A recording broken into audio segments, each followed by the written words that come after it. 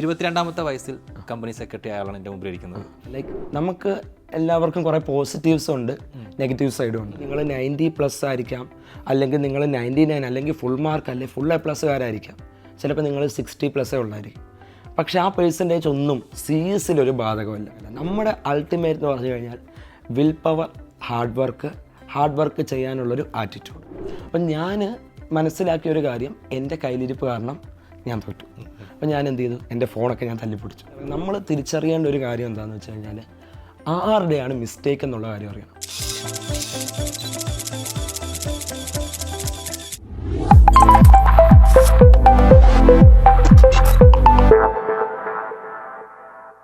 ഇടുക്കിയിലെ ഹൈ റേഞ്ചിൽ നിന്നും കൊമേഴ്സ് മേഖലയിലെ ഹൈ ലെവൽ പ്രൊഫഷനിലേക്ക് 22ാമത്തെ വയസ്സിലെത്തിയ ഒരാളാണ് ഇന്ന് III commerce academy coffee conversation with an എക്സ്പേർട്ടിൽ എൻ്റെ കൂടെ ഉള്ളത്. Welcome Asif Ali sir. Sir, എനിക്ക് ചോദിക്കാനുള്ളത്, ഈ CS കമ്പനി സെക്രട്ടറിഷിപ്പ് എന്ന് പറയുന്ന കോഴ്സ്, ഇപ്പോൾ സാധാരണഗതിയിൽ കൊമേഴ്സ് മേഖലയിലെ പ്രൊഫഷണൽ കോഴ്സ് എന്ന് പറയുമ്പോൾ നമുക്ക് CA ഉണ്ട്, CMA ഉണ്ട്, ACCA ഉണ്ട്. ഇതൊക്കെ ചാർട്ടേഡ് അക്കൗണ്ടിങ് കോഴ്സസ് അല്ലെങ്കിൽ cost and management accounting courses. Company secretary എന്നുള്ള പേരിൽ തന്നെ ഒരു വ്യത്യാസമുണ്ട്. ഞാനൊക്കെ പലപ്പോഴും കുട്ടികളോട് ഇതിനെക്കുറിച്ച് സംസാരിക്കുമ്പോൾ കമ്പനി സെക്രട്ടറിഷിപ്പിനെ കുറിച്ച് കുട്ടികൾക്ക് പലപ്പോഴും കുറച്ചധികം കൺഫ്യൂഷൻസ് ഉണ്ടാവാറുണ്ട്, ആ വാക്കും ആ ഒരു മേഖലയെക്കുറിച്ചൊക്കെ. സാറിന് അന്നത്തെ കാലത്ത് ഇങ്ങനൊരു കോഴ്സ് ഉണ്ട്, ഇതെടുക്കാം എന്നുള്ള ആ തോട്ട് എങ്ങനെയാണ് വരുന്നത്?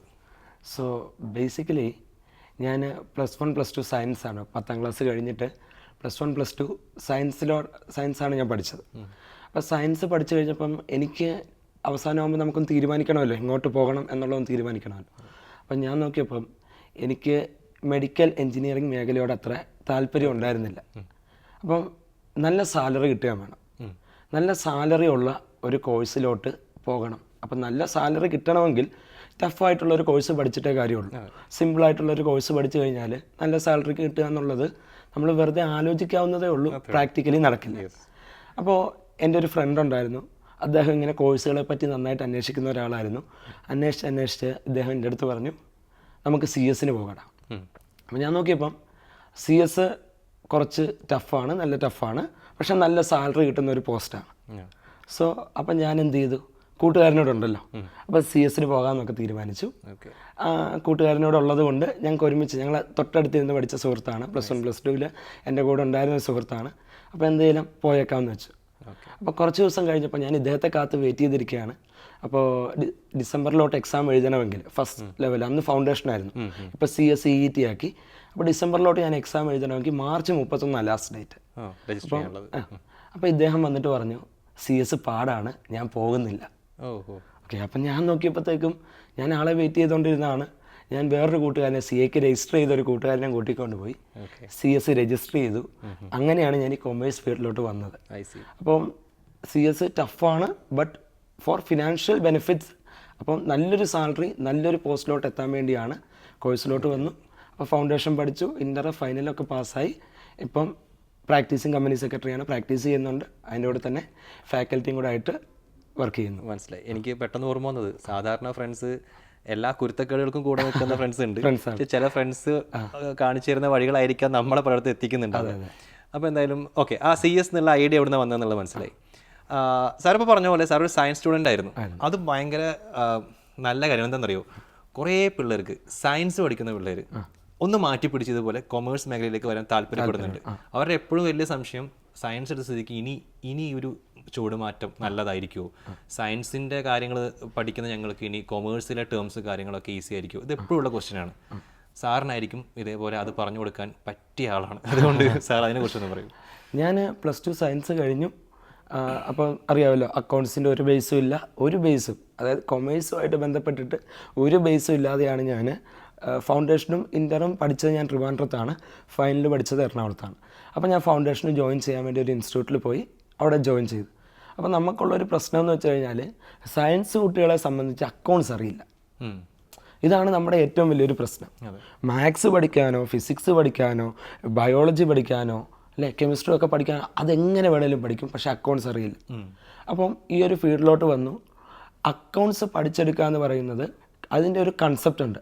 ആ ഒരു ഐഡിയ നമുക്ക് കിട്ടിക്കഴിഞ്ഞാൽ നമുക്ക് എന്ത് ചെയ്യാൻ പറ്റും, അക്കൗണ്ടിങ് ചെയ്യാൻ പറ്റും.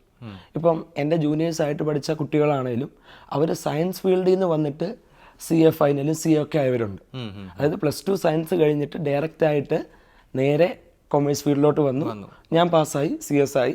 അതുപോലെ തന്നെ CA ഫൈനലും CA ഒക്കെ ആയ ആൾക്കാരുണ്ട്. അപ്പോൾ നമുക്ക് സയൻസിലുള്ളവരുടെ ഒരു വിചാരം അക്കൗണ്ടൻസി ആണ്, പാടാണ്, അല്ലെങ്കിൽ എൻ്റയർലി ഒരു ഡിഫറെൻറ്റ് സെറ്റാണ്. പക്ഷേ ഇതിൻ്റെ ഫൗണ്ടേഷൻ ലെവലിൽ നമുക്കിപ്പോൾ CAയുടെ ഒക്കെ ആണെങ്കിലും മാത്സും കാര്യങ്ങളൊക്കെ വരുന്നുണ്ട്. CS-ലാണ് അക്കൗണ്ട്സും കാര്യങ്ങളും എല്ലാം നമ്മൾ പഠിക്കുന്നുണ്ട്. അപ്പോൾ അക്കൗണ്ട്സ് പഠിക്കുക അല്ലെ കൊമേഴ്സ് മേഖല പഠിച്ചെടുക്കുക എന്ന് പറയുന്നത് സയൻസ് പഠിക്കുന്ന ഒരാളെ സംബന്ധിച്ച് അത്ര ടഫല്ല. പക്ഷേ ഇതൊന്നും ടഫല്ല എന്ന് ഞാൻ പറയുന്നില്ല, നമ്മുടെ ഹാർഡ് വർക്ക് അനുസരിച്ചിരിക്കും. അപ്പം ഞാൻ ഈ അക്കൗണ്ട്സ് അറിയത്തില്ലാത്ത ഒരു കുട്ടി ഫൗണ്ടേഷൻ എഴുതി, ഇൻ്റർവ്യൂ അക്കൗണ്ട്സ് ഉണ്ടായിരുന്നു, പക്ഷേ അക്കൗണ്ട്സിന് ഇന്നേവരെ ഞാൻ തോറ്റിട്ടില്ല എക്സാമിൽ. അങ്ങനെ നമ്മളത് പാസ്സായി വന്നു. നമ്മൾ പ്യുവർലി നമ്മൾ എങ്ങനെ വർക്ക് ചെയ്യുന്നു എന്നുള്ളതനുസരിച്ചിരിക്കും. അല്ലാതെ അയ്യോ ഇതെനിക്ക് പഠിക്കാൻ പറ്റില്ലല്ലോ, അല്ലെ വേറൊരു മേഖലയാണ് എന്ന് നമ്മൾ വിചാരിക്കേണ്ട ആവശ്യമില്ല. Thank you very much. Sir 22ാമത്തെ വയസ്സിൽ കമ്പനി സെക്രട്ടറി ആയാലാണ് എൻ്റെ മുമ്പിൽ ഇരിക്കുന്നത്. അപ്പോൾ ഈ യങ് ഏജിൽ ഇത്തരത്തിലുള്ളൊരു കോഴ്സ് കംപ്ലീറ്റ് ചെയ്യുക, ചെറിയ പ്രായത്തിൽ അത്തരം ഒരു പോസ്റ്റിൽ എത്തുക എന്നൊക്കെ പറയുന്നത് പലരുടെയും ആഗ്രഹമാണ്. അപ്പോൾ ആ ജേണി എങ്ങനെയായിരുന്നു? സാറ് സ്റ്റാർട്ട് ചെയ്യുന്നത് ഏത് ഇയറിലാണ്, ഏത് പ്രായത്തിലാണ്? സാറിൻ്റെ ആ ഒരു പഠനകാലം എങ്ങനെയായിരുന്നു? ആൻഡ് ഓൾസോ 22ാം വയസ്സിൽ ഈ കോഴ്സ് കംപ്ലീറ്റ് ചെയ്ത് സാറ് ഏത് പോസ്റ്റിലേക്കാണ് എൻ്റർ ചെയ്യുന്നത്? അതൊന്ന് പറയാം. ഞാൻ +2 എല്ലാം കഴിഞ്ഞിട്ട് ഡയറക്റ്റായിട്ട് ഞാൻ ജോയിൻ ചെയ്തു. അപ്പോൾ ഫൗണ്ടേഷൻ ട്രിവാൻഡ്രത്തുള്ളൊരു ഇൻസ്റ്റിറ്റ്യൂട്ടിലാണ് പഠിക്കാൻ വേണ്ടി പോയത്. ഇയർ ഏതായിരുന്നു? ഇയർ 2015. അപ്പോൾ 2015 ഞാൻ ഫൗണ്ടേഷൻ പഠിക്കാൻ പോയി. ഫൗണ്ടേഷൻ ഫസ്റ്റ് അറ്റംപ്റ്റിൽ ഞാൻ പാസ്സായി. ഞാൻ ഇൻ്റർ ലെവലിലോട്ട് വന്നു. അതും അവിടെ തന്നെ ഇൻസ്റ്റിറ്റ്യൂട്ടിലാണ് കണ്ടിന്യൂ ചെയ്തത്. അപ്പോൾ ഇൻ്റർ ലെവൽ പഠിച്ചു. ആദ്യം ഞാൻ 2 ഗ്രൂപ്പുകളൊക്കെ എഴുതാം എന്നൊരു പ്ലാൻ എനിക്ക് ഉണ്ടായിരുന്നു. പക്ഷേ ഞാൻ ഫൈനലി വന്നപ്പം ഒരു ഗ്രൂപ്പ് മാത്രം ആദ്യത്തെ അറ്റംപ്റ്റ് കൊടുത്തു. ആ അറ്റംപ്റ്റിൽ ഞാൻ ആ ഒരു ഗ്രൂപ്പ് ക്ലിയർ ചെയ്തു. അപ്പോൾ അടുത്ത അറ്റംപ്റ്റ് വന്നപ്പോൾ ലൈക്ക് നമുക്ക് എല്ലാവർക്കും കുറേ പോസിറ്റീവ്സും ഉണ്ട്, നെഗറ്റീവ് സൈഡും ഉണ്ട്. ഞാൻ ഇൻ്റർ ഒരു ഗ്രൂപ്പ് പാസ്സായി കഴിയുമ്പോൾ എനിക്ക് ടീച്ചിങ് ഭയങ്കര താല്പര്യമുള്ളൊരു മേഖലയായിരുന്നു. അപ്പം ഞാൻ +2 പഠിക്കുമ്പോഴാണേലും അതിന് മുന്നേ പഠിക്കുമ്പോഴാണേലും 9, 10 പഠിക്കുമ്പോൾ സെമിനാറൊക്കെ എടുക്കാനാണേലും വളരെ എനിക്ക് താല്പര്യത്തോടു കൂടി നല്ല വൃത്തിക്ക് എന്നെക്കൊണ്ട് അത് ചെയ്യാൻ പറ്റുമായിരുന്നു. അപ്പോൾ ടീച്ചിങ്ങിനോട് എനിക്ക് താല്പര്യം ഉണ്ടായിരുന്നു. അപ്പോൾ ഇൻ്റർ ഒരു ഗ്രൂപ്പ് പാസ്സായി കഴിഞ്ഞപ്പം ഞാൻ വേറെ ഇൻസ്റ്റിറ്റ്യൂട്ടിൽ പഠിപ്പിക്കാൻ പോകാൻ തുടങ്ങി. അപ്പോൾ അന്നേരം തൊട്ട് അവിടുത്തെ തന്നെ സാറ് വേറൊരു ഇൻസ്റ്റിറ്റ്യൂട്ടിൽ പറഞ്ഞു വിട്ടു. അപ്പോൾ CA ഫൗണ്ടേഷൻ നമ്മൾ ക്ലാസ് എടുത്ത് തുടങ്ങി. അപ്പം ടീച്ചിങ്. പിന്നെ എൻ്റെ വേറൊരു നെഗറ്റീവ് എന്ന് പറഞ്ഞു കഴിഞ്ഞാൽ ഞാൻ ഭയങ്കര ഗെയിം കളിക്കും. ഓക്കെ.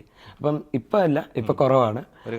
ഒരു കാലത്ത് അപ്പോൾ പഠിച്ചുകൊണ്ടിരിക്കുന്ന സമയത്ത് അപ്പം ഞാൻ അന്ന് ഇപ്പോൾ PUBG ആണെങ്കിൽ അന്ന് ക്ലാഷ് ഓഫ് ക്ലാൻസ് ആയിരുന്നു. അപ്പോൾ ഞാൻ ഭയങ്കര അഡിക്റ്റ് ആയിപ്പോയി. ടീച്ചിങ് ഒരു സൈഡിൽ, ക്ലാഷ് ഓഫ് ക്ലാൻസ് അടുത്ത സൈഡിൽ. അപ്പോൾ ഈ ഫോണൊക്കെ ഞാൻ എന്ത് ചെയ്യും, ഫോണ് ചാർജ് വയ്ക്കൂല. ആ അവസ്ഥയിൽ കളിച്ച് അടുത്ത എക്സാമിന് ഞാൻ പൊട്ടി. സ്വാഭാവികം പോക്കുമല്ലോ. അപ്പം ഞാൻ എന്ത് ചെയ്തു, അപ്പം നമ്മൾ ഒരു കോഴ്സിന് ഇറങ്ങി നമ്മൾ തിരിച്ചറിയേണ്ട ഒരു കാര്യം എന്താണെന്ന് വെച്ച് കഴിഞ്ഞാൽ ആരുടെയാണ് മിസ്റ്റേക്ക് എന്നുള്ള കാര്യം അറിയണം. അപ്പം ഞാൻ അന്നേരം ICSIയെ കുറ്റം പറഞ്ഞിട്ടോ പഠിച്ച ഇൻസ്റ്റിറ്റ്യൂട്ടിനെ കുറ്റം പറഞ്ഞിട്ടോ വേറെ ആരെങ്കിലും കുറ്റം പറഞ്ഞിട്ടോ പനിയെന്ന് പറഞ്ഞിട്ടോ ഒന്നും ഒരു കാര്യമില്ല. അപ്പം ഞാൻ മനസ്സിലാക്കിയ ഒരു കാര്യം, എൻ്റെ കയ്യിലിരിപ്പ് കാരണം ഞാൻ തോറ്റു. അപ്പം ഞാൻ എന്ത് ചെയ്തു, എൻ്റെ ഫോണൊക്കെ ഞാൻ തല്ലിപ്പൊട്ടിച്ചു. എൻ്റെ ഫോണ് അന്ന് നല്ല ആൻഡ്രോയിഡ് ഫോണ് തല്ലിപ്പൊട്ടിച്ച് കളഞ്ഞ് ചെറിയൊരു ഫോണൊക്കെ കൈ പൊട്ടിച്ചു. Oh my God. അപ്പോൾ തല്ലിപ്പൊട്ടിച്ചിട്ട് ഞാൻ ചെറിയൊരു ഫോണൊക്കെ വാങ്ങിച്ച് വെച്ചിരുന്നിട്ട് ഞാൻ അറ്റംപ്റ്റിൽ പഠിച്ചു, ക്ലിയർ ചെയ്തു. അപ്പോൾ ഇൻ്റർ ഞാൻ ക്ലിയർ ചെയ്തു. അപ്പോൾ ആ ഇൻസ്റ്റിറ്റ്യൂട്ടിൽ ഫൈനലില്ല. ഞാൻ എൻ്റെ ഒരു അറിയാവുന്ന ഒരു സാറ് ഒരു ഫാക്കൽറ്റി ആയിട്ട് വർക്ക് ചെയ്യുന്നത്, അപ്പോൾ എൻ്റെ ഒരു ഫ്രണ്ടാണ്. അപ്പോൾ അദ്ദേഹത്തിനോട് ചോദിച്ച് അദ്ദേഹം പഠിച്ചൊരു ഇൻസ്റ്റിറ്റ്യൂട്ടിൽ എറണാകുളത്ത് പഠിക്കാൻ വേണ്ടി ഞാൻ ജോയിൻ ചെയ്യാൻ പോയി. അപ്പം ഞാൻ ഇൻ്റർ 3 അറ്റംപ്റ്റിലാണ് പാസ്സായത്. ആദ്യ അറ്റംപ്റ്റിൽ ഫസ്റ്റ് ഗ്രൂപ്പ് കിട്ടി, രണ്ടാമത്തെ അറ്റംപ്റ്റിൽ കയ്യിലിരിപ്പ് കാരണം തോറ്റുപോയി, അടുത്ത അറ്റംപ്റ്റിൽ പാസ്സായി. അപ്പം ഞാൻ ഈ സാറിനെ വിളിച്ചിട്ട് ഞാൻ ചോദിച്ചു, സാർ അവിടുത്തെ ഇൻസ്റ്റിറ്റ്യൂട്ടിലെ സാറിനെ ഓണറിനോട് ചോദിച്ചു. അദ്ദേഹം അത്യാവശ്യം ഏജ്ഡ് ആയിട്ടുള്ള ഒരു സാറാണ്, വളരെ നമ്മുടെ കൊച്ചിയിലെ ഒരു സീനിയർ ആയിട്ടുള്ള ഒരു കമ്പനി സെക്രട്ടറിയാണ്. അപ്പോൾ അദ്ദേഹത്തോട് ചോദിച്ചു, അദ്ദേഹത്തിൻ്റെ ഇൻസ്റ്റിറ്റ്യൂട്ടിൽ ജോയിൻ ചെയ്യാൻ വേണ്ടി എനിക്ക് 3 ഗ്രൂപ്പ്, ഫൈനലിന് 3 ഗ്രൂപ്പാണ് ഉള്ളത്, 3 പേപ്പർ വെച്ച്. CS-ൻ്റെ ഫൈനൽ അന്നേരം 3 ഗ്രൂപ്പായിരുന്നു. അപ്പോൾ 9 പേപ്പറാണ്. എനിക്ക് 3 ഗ്രൂപ്പോടെ ഒറ്റയടിക്ക് എഴുതണം. അപ്പം ഇൻ്റർ ഫസ്റ്റ് അറ്റംപ്റ്റിൽ അല്ലെങ്കിൽ 3 അറ്റംപ്റ്റിലാണ് ഞാൻ പാസ്സായി വന്നത്. അപ്പം ഞാൻ ചോദിച്ചു, സാറേ 3 ഗ്രൂപ്പോടെ ക്ലാസ് തീർത്ത് തരുമോ? സാറ് പറഞ്ഞ് തീർത്ത് തരും, ഞാൻ ജോയിൻ ചെയ്യുന്നു. ഞാൻ പഠിച്ചെന്ന് പറഞ്ഞു കഴിഞ്ഞാൽ നല്ല അത്യാവശ്യം അപ്പോഴും ഈ ഉഴപ്പും കാര്യങ്ങളൊക്കെ നമ്മുടെ ഒരു ഉള്ളിലുള്ളൊരു സംഭവം. ചില ദിവസങ്ങളിൽ പഠിക്കും, ചിലപ്പോൾ പഠിക്കാതൊക്കെ വരും, അങ്ങനെയുള്ള ഇതുണ്ടായിരുന്നു. ബട്ട് എനിവേ ഞാൻ കഷ്ടപ്പെട്ട് അതിൻ്റെ പുറകിൽ വർക്ക് ചെയ്ത് പഠിച്ചു. ഫസ്റ്റ് അറ്റംപ്റ്റിൽ 9 വിഷയത്തിൽ 8 പാസ്സായി. അതായത് 3 ഗ്രൂപ്പിൽ 2 ഗ്രൂപ്പ് ക്ലിയറായി. ആകെ തോറ്റുപോയത് FM പേപ്പറാണ്, ഫിനാൻഷ്യൽ മാനേജ്മെൻറ്റ്. അത് ഞാൻ പഠിക്കാഞ്ഞിട്ട് തോറ്റുപോയൊരു പേപ്പറല്ല.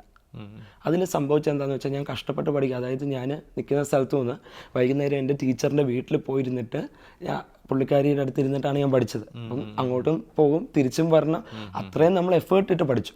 അപ്പോൾ ഇപ്പോഴത്തെ കുട്ടികളാണേലും ഒരുപാട് എഫേർട്ടുകൾ ഇടുന്നുണ്ട്. പക്ഷേ ഞാൻ അത്രയും എഫേർട്ട് ഇട്ടൊരു സബ്ജക്റ്റാണ് തോറ്റുപോയത്. തോറ്റുപോയതിൻ്റെ കാരണം വേറൊന്നുമല്ല, ഞാൻ പഠിച്ചിട്ട് ആ സബ്ജക്റ്റ് മാറ്റി വെച്ചു. പഠിച്ചു, ബാക്കി ഇനി 8 സബ്ജക്റ്റ് പഠിക്കാനുണ്ടല്ലോ, അപ്പോൾ ഇത് എക്സാമിൻ്റെ ടൈമിൽ നോക്കാം എന്ന് പറഞ്ഞ് ഞാൻ ആ സബ്ജക്റ്റ് മാറ്റി വെച്ചു. അവസാനം അതൊഴികെ ബാക്കി എല്ലാ സബ്ജക്റ്റും കിട്ടി.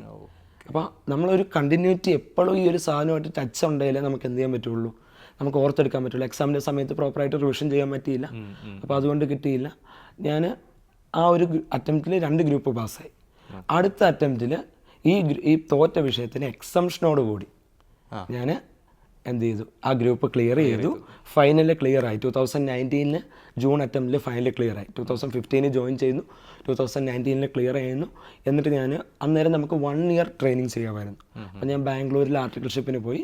തിരുപ്പാൽ ഗോരിക ആൻഡ് അസോസിയേറ്റ്സ് എന്ന് പറഞ്ഞൊരു ഫേമിൽ തിരുപ്പാൽ സാറിൻ്റെ കീഴിലാണ് ഞാൻ ട്രെയിനിങ് ചെയ്തത്.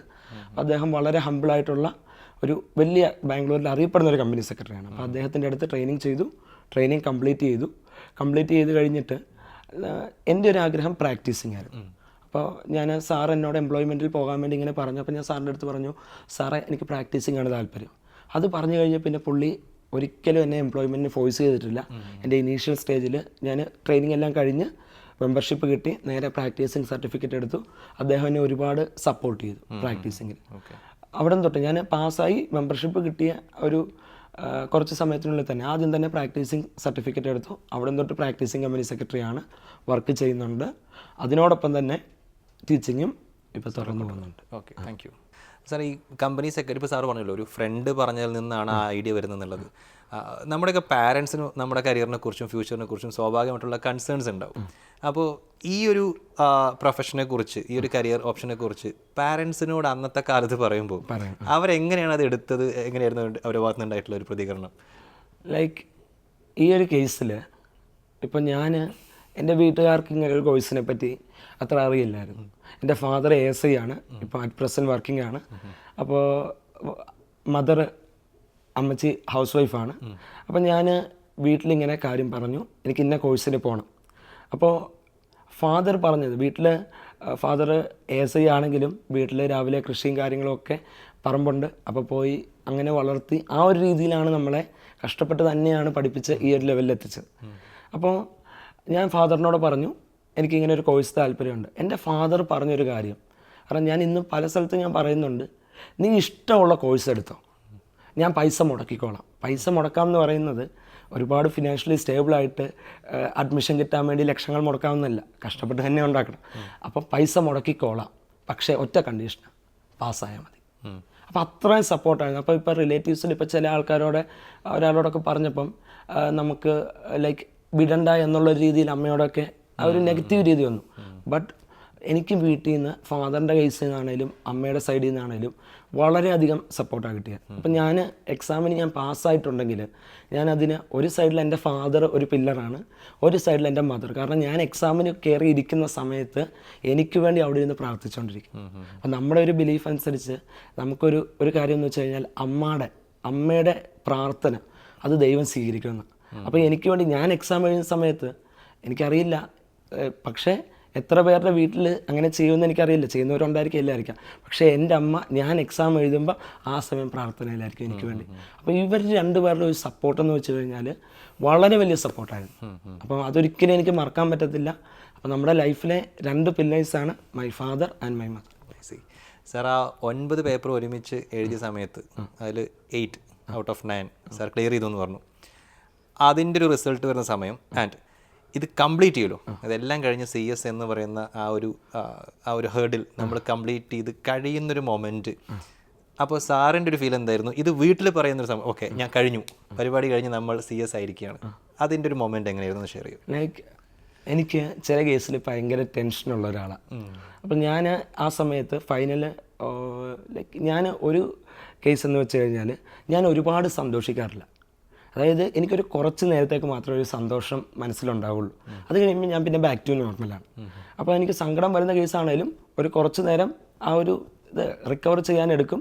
ഇപ്പോൾ ചില സമയം ഒന്ന് ഉറങ്ങി എണീക്കുമ്പോഴായിരിക്കും, അത് കഴിയുമ്പം ബാക്ക് ടു നോർമൽ. അല്ലെങ്കിൽ നമ്മൾ ബാക്കി ഫ്രണ്ടിലോട്ട് നോക്കിയിട്ടേ കാര്യമുള്ളൂ. അപ്പം ഞാൻ ഈ 9 പേപ്പർ എഴുതുമ്പം, അപ്പോൾ ഫൈനലൊക്കെ പഠിക്കുന്ന സമയത്ത് കുറേ കുട്ടികൾ എഴുതുന്നതാണ് ഇതിൽ പാസ്സാവാതെ വരുന്നു, അത്രയും ഒരു ടഫ് ആയിട്ടുള്ളൊരു സാധനം. അപ്പം നമ്മുടെ ഒരു കോൺഫിഡൻസ് എന്ന് പറഞ്ഞു കഴിഞ്ഞാൽ, ഇപ്പം ഞാൻ പഠിച്ച സമയത്ത് എൻ്റെ കൂടെ +2 കഴിഞ്ഞ ആൾക്കാരുണ്ടായിരുന്നു. ഞാനപ്പോൾ +2 പഠിച്ചിട്ട് വന്നൊരു പയ്യനാണ്. ഡിഗ്രി കഴിഞ്ഞവരുണ്ടായിരുന്നു. അപ്പം നമ്മൾ നോക്കുമ്പം ഇവർ നമ്മളെക്കാളും മുകളിലാണ്. 3 കൊല്ലം ഡിഗ്രി കഴിഞ്ഞ് എക്സ്പീരിയൻസ്ഡ് ആയിട്ടുള്ള ആൾക്കാരാണ്. പിന്നെ LLB-കാരുണ്ടായിരുന്നു.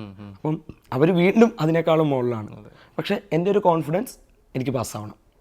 ആര് കൂടെയുണ്ട്, എവരെത്ര അറ്റംപ്റ്റ് എഴുതി എന്നുള്ളത് എൻ്റെ പ്രശ്നമല്ല, എനിക്ക് പാസ്സാവണം. അതിന് ഞാൻ വർക്ക് ചെയ്താലേ ഞാൻ പാസ്സാവുള്ളൂ. അപ്പം ഞാൻ വർക്ക് ചെയ്തു. ലാസ്റ്റ് ഫൈനലി എഴുതി 2 ഗ്രൂപ്പ് ക്ലിയറായി, ഒരെണ്ണം കിട്ടിയില്ല. ആ സമയം അങ്ങനെ കടന്നുപോയി. ലാസ്റ്റ് അടുത്ത ഗ്രൂപ്പ് എഴുതുവാണ്. അപ്പം നമുക്ക് ഒരു ഗ്രൂപ്പ് പോയാൽ ആ ഗ്രൂപ്പ് മൊത്തം എഴുതണം. അപ്പം ഞാൻ എഴുതി റിസൾട്ടിന് വേണ്ടി വെയിറ്റിംഗ് ആണ്. അപ്പം ഞാനൊരു ഇൻസ്റ്റിറ്റ്യൂട്ടിൽ ക്ലാസ് എടുക്കുകയായിരുന്നു. അന്ന് ലീവായിരുന്നു. അപ്പം ഞാൻ അവിടെ നിന്ന് കഴിഞ്ഞാൽ ഈ പിള്ളേർ നമ്മളെ ടെൻഷൻ അടിപ്പിക്കും. രാവിലെ 11 മണിക്കാണ് റിസൾട്ട് വരുന്നത്. അപ്പം ഞാൻ ബസ്സിൽ കയറി എറണാകുളം വന്നുകൊണ്ടിരിക്കുകയാണ്. അപ്പോൾ ഇടയ്ക്ക് വെച്ചിട്ട് ഒരു സ്ഥലത്തെത്തിയപ്പോഴത്തേക്ക് റിസൾട്ട് വന്നു. ഞാൻ നോക്കി പാസ്സായി. അത്രയും നേരം നമ്മൾ, കാരണം 11 o'clock റിസൾട്ട് വരുവാണ്, ടെൻസ്ഡാണ്, ഭയങ്കര ടെൻസ്ഡായിട്ടിരിക്കുകയാണ്. ബട്ട് ആ ഫൈനൽ മൊമെൻറ്റ് റിസൾട്ട് കണ്ടു. നല്ല അത്യാവശ്യം കുറച്ച് നേരത്തേക്ക് ഒരു സന്തോഷം തോന്നി. പിന്നെ ബാക്ക് ടു നോർമൽ. കാരണം ഞാൻ ഒത്തിരി അധികം ചില കാര്യങ്ങളിൽ നമ്മൾ സന്തോഷം വരാറില്ല. ഇത് കഴിഞ്ഞ് നമ്മുടെ ഫ്രണ്ടിലോട്ട് ഇനിയും കടമ്പകൾ, അല്ലെങ്കിൽ ലൈക്ക് പാസ്സാവുന്ന മാത്രമല്ല, നമുക്ക് ലൈക്ക് അപ്ഡേറ്റഡ് ആയിരിക്കണം, കാര്യങ്ങൾ പഠിക്കണം, പ്രൊഫഷണൽ വേയിൽ നമ്മൾ ഫീൽഡിൽ നല്ല രീതിയിൽ എക്സൽ ചെയ്യണം. ഇതെല്ലാം നമ്മുടെ ലൈഫിൽ വരുന്നത് അതിലൊരു ഫസ്റ്റ് സ്റ്റെപ്പാണ്.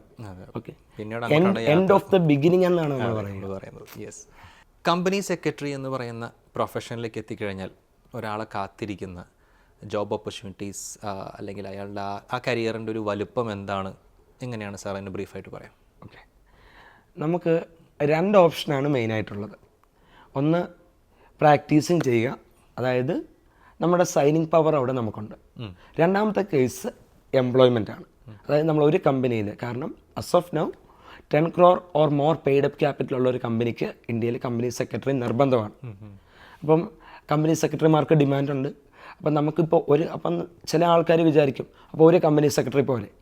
അപ്പോൾ റിലയൻസിനെയൊക്കെ സംബന്ധിച്ച്, റിലയൻസ് പോലെ വലിയ ഗ്രൂപ്പാണേലും അല്ലെങ്കിൽ ഒരു അത്യാവശ്യം എസ്റ്റാബ്ലിഷ്ഡ് ഗ്രൂപ്പാണേലും അവിടെ ഒരു കമ്പനി സെക്രട്ടറി ആയിരിക്കില്ല ഉണ്ടാവുന്നത്. ആ പോസ്റ്റിലോട്ട് ഒരു കമ്പനി സെക്രട്ടറി ആയിരിക്കും. പിന്നെ ബാക്കി അവിടെ ലീഗൽ, ഈ പറഞ്ഞ സെക്രട്ടറിയൽ ഡിപ്പാർട്ട്മെൻറ്റിൽ കുറേ ആൾക്കാർ, കുറേ കമ്പനി സെക്രട്ടറിമാരുണ്ടായിരിക്കും. നമ്മുടെ ഈ പറഞ്ഞ റിലയൻസ് അല്ലെ ടാറ്റ പോലെ ഒരു കമ്പനിയിൽ ഒറ്റയ്ക്കൊരാൾക്ക് എന്തായാലും ഹാൻഡിൽ ചെയ്യാൻ പറ്റില്ല. അവിടെ ആൾക്കാർ ഇഷ്ടം പോലെ കമ്പനി സെക്രട്ടറിമാരുണ്ടായിരിക്കും. സോ ആ ടീം ആയിരിക്കും ഹാൻഡിൽ ചെയ്യുന്നത്. അപ്പം നമുക്കൊരു ഹൈ സാലറീഡ്, ഹൈ വാല്യൂഡ് ഒരു പൊസിഷനാണ് നമുക്ക് കിട്ടുന്നത്.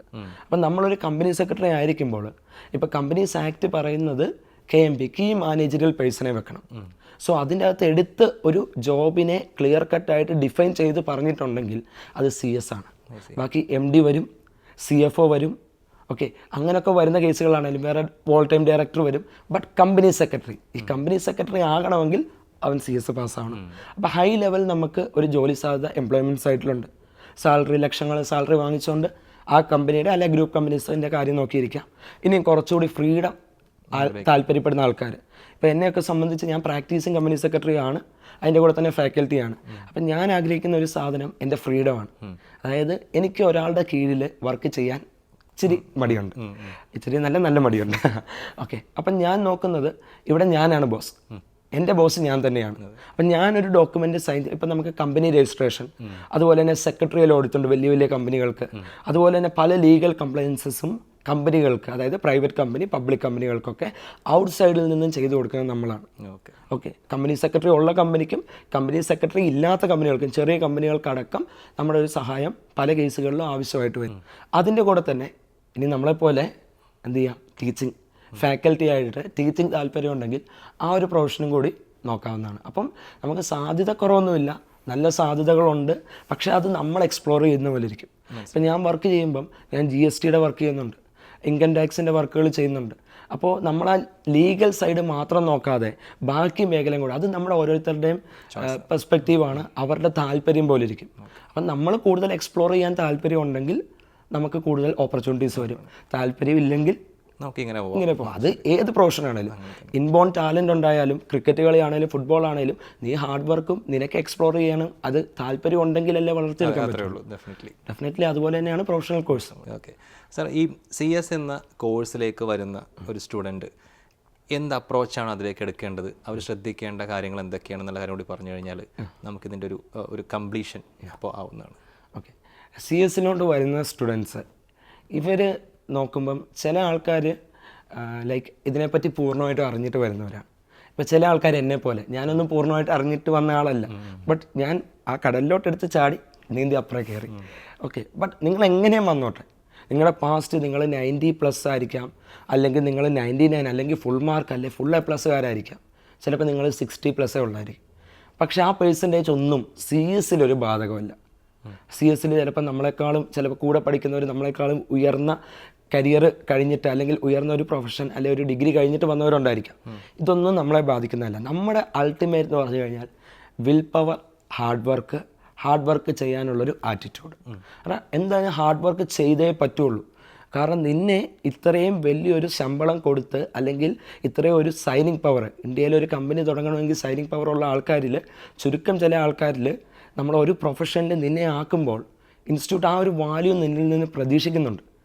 ആ ഒരു വാല്യൂ കൊടുക്കണമെങ്കിൽ ചുമ്മാതെ ഒരു ചെറിയൊരു കോഴ്സ് സിമ്പിളായിട്ട് പഠിച്ചവന് ആ ഒരു സൈനിങ് പവർ ഉണ്ടാവില്ല. ഒരു സെക്രട്ടറിയൽ ഓഡിറ്റ് ആയിക്കോട്ടെ, കമ്പനി നിൽക്കുന്ന കമ്പനി സെക്രട്ടറി ആണെങ്കിലും സൈൻ ചെയ്യേണ്ട ഡോക്യുമെൻറ്റ്സ് ഉണ്ട്. അപ്പോൾ you have that signing power. ആ സൈനിങ് പവർ വേണമെങ്കിൽ നീ കഷ്ടപ്പെട്ടേ പറ്റുള്ളൂ. ഈ പവർ എല്ലാവർക്കും ഉണ്ടാവില്ല. അപ്പം നമുക്ക് വേണ്ടത് ഫസ്റ്റ് വൺ ബേസിക് ഹാർഡ് വർക്കാണ്. ചിലപ്പോൾ നിങ്ങൾക്ക് ഇംഗ്ലീഷ് അറിയില്ലായിരിക്കും, ചിലർ നോക്കുമ്പം ലീഗൽ തിയറി പേപ്പേഴ്സാണ്, പ്രോബ്ലം പേപ്പർ ഇല്ല എന്നല്ല, പ്രോബ്ലം പേപ്പറുണ്ട്. അപ്പോൾ എനിക്ക് ഇംഗ്ലീഷ് പ്രോപ്പറായിട്ട് അറിയില്ല, അതൊന്നും ഒരു പ്രശ്നമുള്ള കാര്യമല്ല.